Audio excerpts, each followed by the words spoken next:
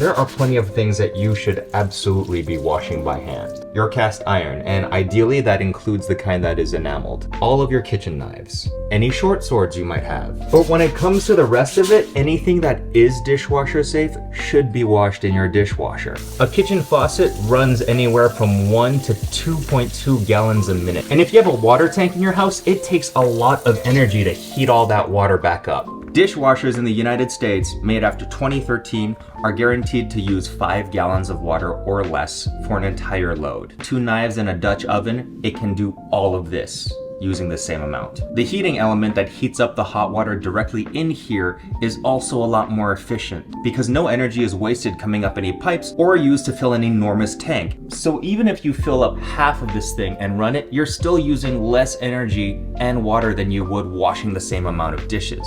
And also stop pre-rinsing and pre-washing your dishes before you put them in the dishwasher. Detergents have come a really long way and actually need that stuff to clean. Just scrape the plates off into the trash or your compost and then let the dishwasher do the rest. And yes, you can still use it as a drying rack for your hand wash only dishes, just as your ancestors did.